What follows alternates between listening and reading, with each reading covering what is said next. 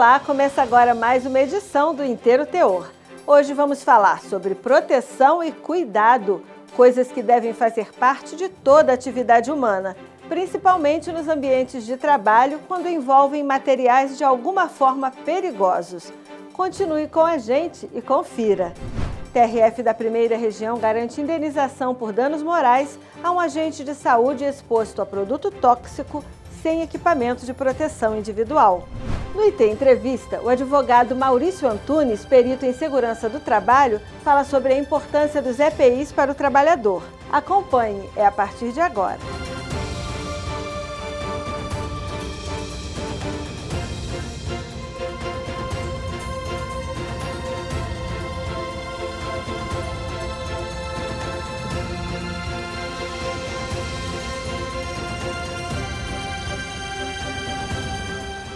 Somos parte do ambiente. Tudo que afeta o ambiente também nos afeta. Por isso, é difícil compreender que exista quem defenda a liberação de substâncias que indiscutivelmente fazem mal ao ambiente e, consequentemente, aos seres humanos. Vamos conhecer um pouco da situação de ex-trabalhadores contaminados pelo inseticida DDT, ao terem atuado no combate à malária na região norte. Eles trabalharam durante anos na aplicação do inseticida sem qualquer equipamento de proteção. E muitos deles entraram com ações na justiça na busca de reparação. Confira com Renato Rosa. Igualmente poderoso e tóxico, o DDT, dicloro-difenil tricloroetano, foi um dos primeiros pesticidas fabricados no mundo. Começou a ser usado em 1942, na Segunda Guerra Mundial, nas regiões tropicais e subtropicais da África e da Ásia, para proteger os soldados do mosquito transmissor da malária e da febre amarela, e para impedir a transmissão do tifo por piolhos. Terminada a guerra, a indústria investiu na produção do DDT de baixo custo, para uso na proteção das plantações contra insetos e para exterminar a malária. Até que especialistas alertaram que o DDT é um composto com alta capacidade de se acumular em seres vivos e que demora cerca de 30 anos para desaparecer completamente da natureza. O uso do DDT foi banido em muitos países na década de 1970 e em outros tem rigoroso controle de utilização, desde que seja obedecida a Convenção de Estocolmo sobre poluentes orgânicos persistentes, em que o uso é permitido no combate à malária. Aqui no Brasil, o inseticida foi retirado de circulação em 2 etapas. Em 1985, seu uso foi suspenso na agricultura e em 1998, o DDT foi proibido em campanhas de saúde pública. Mas só em 2009 foi sancionada a Lei 11.936, proibindo a fabricação, importação, manutenção em estoque, comercialização e o uso do DDT em todo o território brasileiro. Antes dessas restrições, principalmente nas décadas de 70, 90, muitos trabalhadores, por exemplo, da extinta SUCAM, Superintendência de Campanhas de Saúde Pública, hoje FUNASA, Fundação Nacional de Saúde, trabalharam na aplicação do DDT na região amazônica, para conter o mosquito da malária. Eles usavam equipamentos costais e não tinham acesso a nenhuma proteção. O resultado foi o aparecimento de casos de contaminação e mortes. Para defender esses trabalhadores, foi criada a Associação DDT Luta pela Vida, que apontou mais de 200 mortes, cujas vítimas tinham em comum o contato direto com o inseticida. Aldo Moura participou da criação da associação e, em 2015, falou sobre o problema. Aquele equipamento dava em torno de 50 a 60 quilos, aquilo era diário. Hoje a gente tem muitos colegas acometidos de problema na coluna, já fizeram várias cirurgias, anda de muleta aí, não consegue ficar bom. A medicina aqui do estado do Acre, eles não têm muito interesse em dar algum diagnóstico que se refere ao inseticida, porque são todos vinculados ao governo e jamais eles vão ser contra o seu patrão, né? Mas são todos esses problemas que vêm atormentando e matando a todos nós, os guardas de malária, que tanto se esforçaram para levar saúde à população brasileira do nosso estado e hoje estão aí à mercê da própria sorte. Hoje, os sobreviventes lutam na justiça para provar que foram envenenados pelo DDT, por cerca de 10 anos de trabalhos prestados. O senhor Ossian foi motorista da Sucan, levava as equipes e os produtos. Eu era motorista, mas nós éramos assim, nós tínhamos o direito de ajudar o guarda, carregar uma bomba, carregar o DDT na costa, levar esse DDT com uma hora de viagem. A gente tinha essa obrigação. Não tinha nenhum equipamento de proteção. A nossa proteção era dormir em casa de farinha, em rede, em cima de saco de DDT, e às vezes no mato a gente lavava o balde e ainda ficava travando para a gente tomar água, que o DDT é travoso, para quem não sabe. Estudos apontam que os principais problemas causados pela contaminação por DDT são danos no sistema nervoso central, periférico e autônomo, excitação dos neurônios, estimulação muscular involuntária, alterações de comportamento, vertigens, dor de cabeça, problemas respiratórios, arritmias cardíacas, lesões hepáticas ou renais. Na decisão mais recente do TRF da Primeira Região, a Funasa foi condenada a pagar indenização por danos morais a um agente de saúde. O trabalhador alegou que foi exposto ao DDT sem equipamento de proteção individual e análise toxicológica feita pelo Instituto de Biociências da Universidade Estadual Paulista comprovou a presença de DDT no organismo do trabalhador.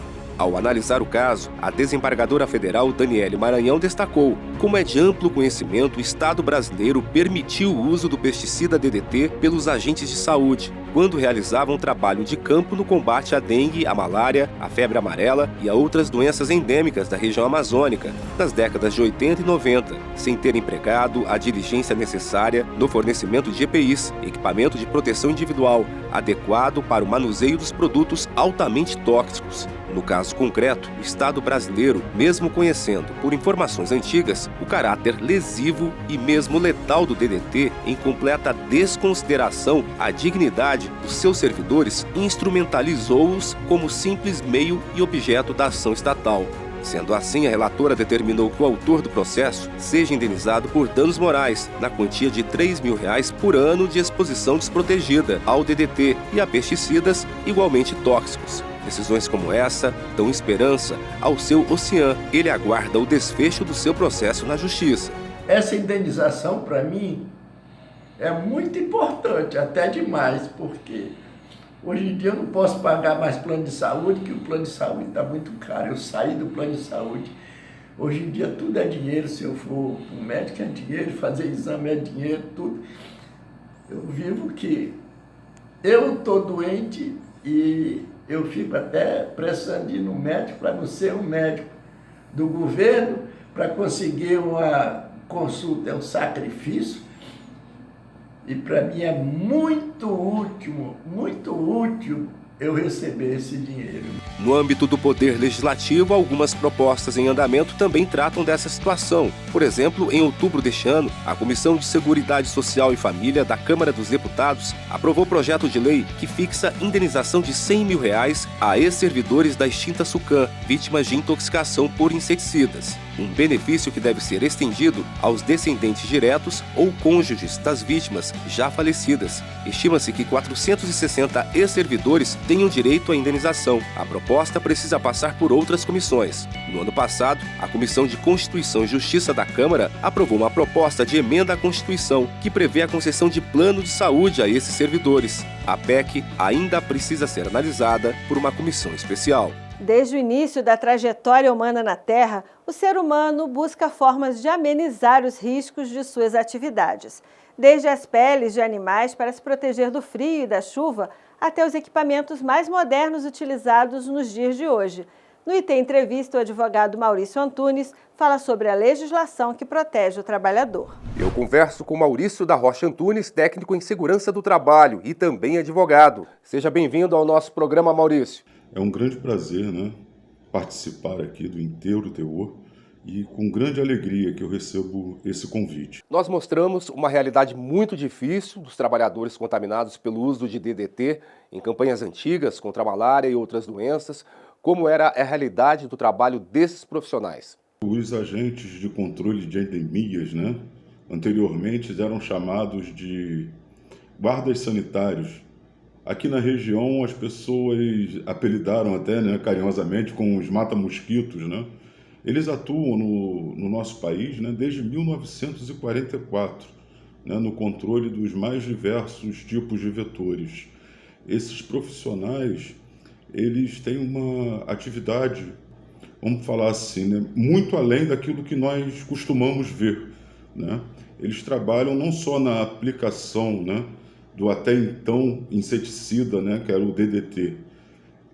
O trabalho deles engloba o quê? Fazer essa análise, né, do local, reconhecer a origem dos vetores, né, muitas vezes locais de difícil acesso, trabalho em altura, né, caixas d'água, em prédios, alto de árvores no ambiente rural, né, como é o caso aqui da nossa matéria, né? E além dessa localização, tem o segundo da localização, da aplicação, né, do inseticida, né? Tem também o que chamamos de preparo da cauda, né? Que é fazer aquela diluição, né? Que tem um manuseio, né, do próprio agente, né? E depois de diluir, de aplicar, ainda vem a limpeza, né? O asseio dos equipamentos. Então a gente vê que há uma exposição muito grande. A gente fala aqui dos agentes químicos, né? Que é o manuseio dos produtos químicos, né? Com perigo de absorção cutânea, né? Que é pela pele, vias aéreas, respiratórias, né? E também temos o risco de acidentes, né? Trabalho em altura, subir em escadas, essas coisas todas, e o risco ergonômico, né? Que o postural, que muitas das vezes, antigamente então, né, nós vimos na matéria, as bombonas tinham até 50 litros de capacidade. Hoje é limitado em 20 litros, né? Então, era um trabalho realmente de alto nível de exposição. Faltam lei, fiscalização, orientações aos trabalhadores. O que mudou em relação à aplicação de venenos e outros produtos tóxicos nas últimas décadas? No início havia somente o manual dos guardas sanitários, né? Que foi aquele lá no início, em 1944.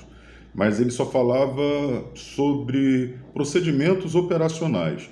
Não havia qualquer preocupação até então, né, sobre a questão da saúde, né, e a preservação da integridade física do trabalhador. Já em 1994, né, quando eles deixaram de ser da antiga SUCAM, né, que era a Superintendência de Campanhas, e foram englobados pelo Ministério da Saúde, né, pela recém-criada FUNASA, né, Fundação Nacional de Saúde. Então, nesse ano, 1994, foi editado o Manual de Saneamento, mas já mudava muito pouco no que se fala sobre segurança e saúde do trabalhador.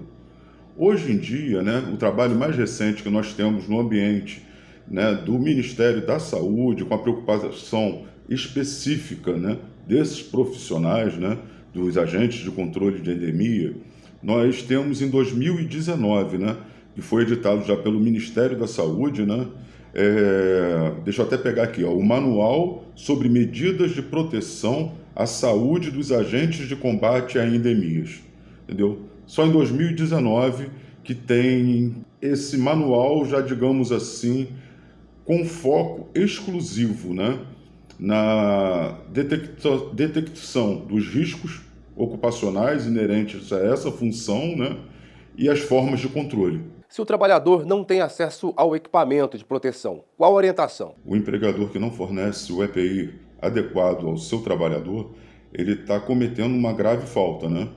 E o empregado, né, o colaborador que não tem acesso ao EPI, ele deve formalizar uma denúncia, mesmo que anônima, né, para preservar, né, a sua identidade, nas superintendências regionais do trabalho e até mesmo em algum ponto, né, da Procuradoria Regional do Trabalho, né, que são os órgãos, né, que vão defender, né, os direitos desses trabalhadores e cobrar das formas legais, né, das empresas, né, do empregador, que assuma a sua responsabilidade, né, no fornecimento do equipamento de proteção individual ao seu funcionário. E como é a comprovação? O processo é complexo ou não? São necessários exames específicos? Agora, quanto à comprovação, né, dessa exposição, ela é muito simples, né?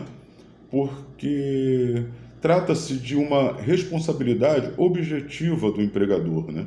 Muitas das vezes nós falamos da empresa, mas é do empregador, é todo aquele que emprega, né, uma pessoa. E nesse caso nós falamos do próprio ente federativo, né? Nós falamos aí da Fundação Nacional de Saúde, do Ministério da Saúde, né, que expõe, né, o trabalhador a risco. Então, havendo essa exposição, a empresa já responde objetivamente, né? Não é necessário uma comprovação de uma contaminação ou de um acidente.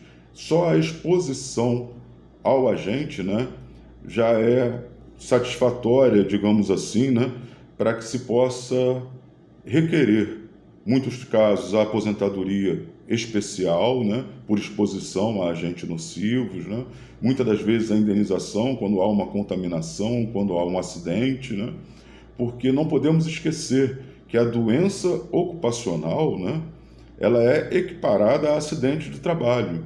Maurício, muito obrigado pela sua participação. Renato, eu que agradeço, né, a oportunidade de estar contribuindo, né, com esse programa, o Inteiro Teor. O Inteiro Teor está acabando, mas não se preocupe, porque você pode acessar mais notícias da Justiça Federal da Primeira Região no portal e também nas redes sociais do TRF1.